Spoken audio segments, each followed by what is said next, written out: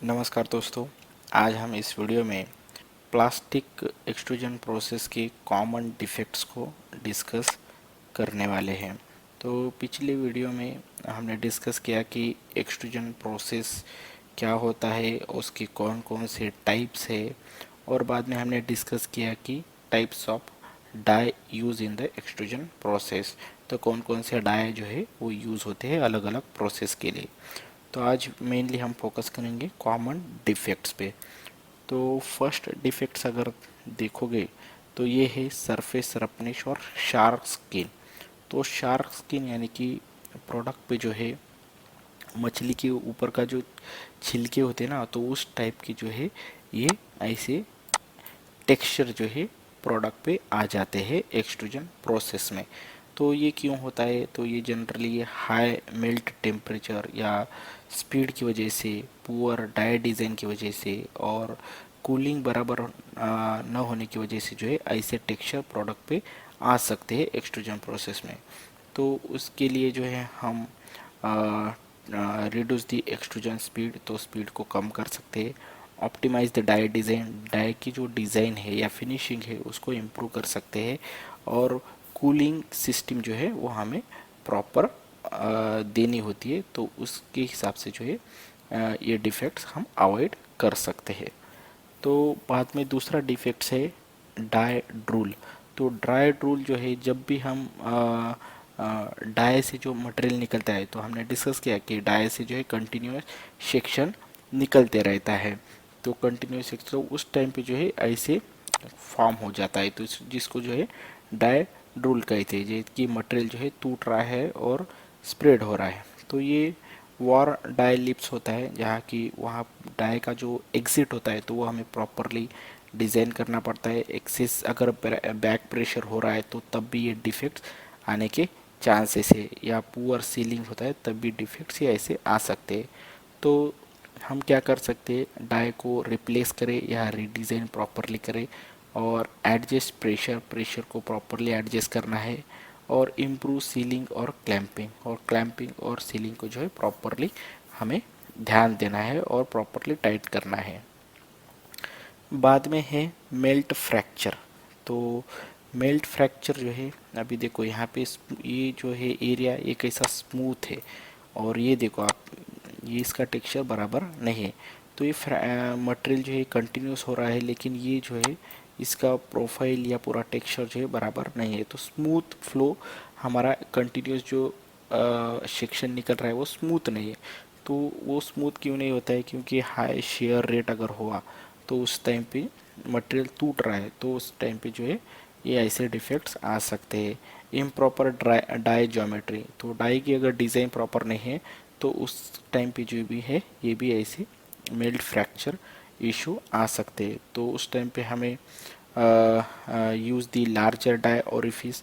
तो ओरिफिस का जो थोड़ा बड़ा बनाना है, और ऐड अ प्रोसेसिंग एड्स और लोअर द थॉट पुट। तो डाई का ही जो डिज़ाइन है वो आपको प्रॉपरली मेंटेन करना है या बनाना है। उसके बाद में है डाई लाइंस।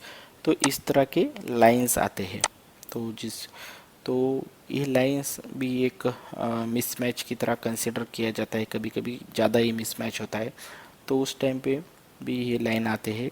और कंटेमिनेशन और स्क्रैचेस इन द डाई, अगर डाई में जो है कुछ कंटेमिनेशन है या कुछ अटका है तो उस टाइम भी ऐसा होता है। और स्क्रैचेस अगर है डाई में तब भी ऐसे आते हैं।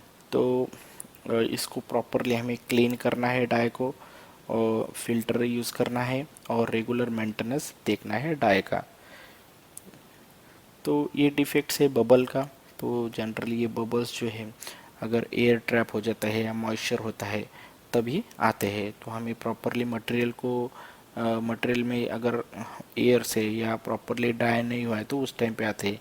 तो प्रॉपरली हमें मटेरियल को सुखाना है, उसको ड्राई करना है, और वैक्यूम वेंट जो है ऐड करने हैं, और स्टेबलाइजर जैसे हम यूज़ कर सकते हैं। ये है वॉल थिकनेस का। तो कभी कभी जो है थोड़ा वार्प हो जाता है। जनरली आप देखोगे तो हम रिक्वायरमेंट हमारी ऐसी होती कि ऐसा स्ट्रेट पोर्शन और यही रिक्वायरमेंट है, तो ये मटेरियल जो है दब जाता है। तो ये दबने की वजह से जो है हमारा थिकनेस और जो है वो प्रॉपरली मेंटेन नहीं होता, और ये जो प्रोफाइल है ये दिखने में अच्छा नहीं दिखता।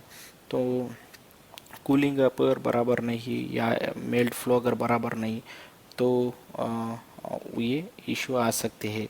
या अगर हमारा ऑफ सेंटर डाई है तो उस टाइम पे भी ये इशू आ सकते हैं।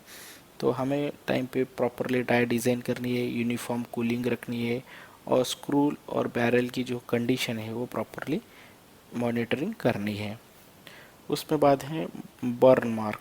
तो बर्न मार्क यानी कि ज़्यादा ही हीटिंग हो गया तो वहाँ वहाँ उस टाइम पे जो है वो मटेरियल जो है जल सकता है, तो ओवर हीटिंग अवॉइड करनी है, तो मटेरियल जलना नहीं चाहिए। शिंक मार्क जो है यहाँ पे इमेज मैंने दिखाया है, लेकिन ये एक्सट्रूडेड पार्ट नहीं है। तो यहाँ पे शिंक मार यानी कि मटेरियल को दब जाना, तो मटेरियल अंदर खींचा जाता है तो उसको हम शिंक मार कहते हैं।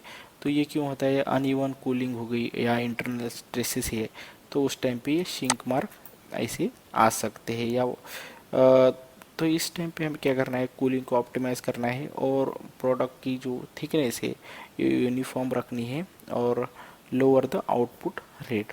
ओके, तो ये है एक पॉइंट। और दूसरा लास्ट का जो डिफेक्ट्स है हमारा, तो डायमेंशनल इनएक्यूरेसी। तो कभी कभी क्या होता है कि एक्सट्रूजन प्रोसेस में डायमेंशन एज डिज़ाइन, जैसी डिज़ाइन है उसके हिसाब से जो है डायमेंशन मैच नहीं होते, तो उस टाइम पे जो है हमें देखना है कि प्रॉपरली मेंटेन स्पीड बराबर है कि नहीं, डाई का डिज़ाइन बराबर है कि नहीं, तो वो पूरा फैक्टर आपको चेक करना होगा।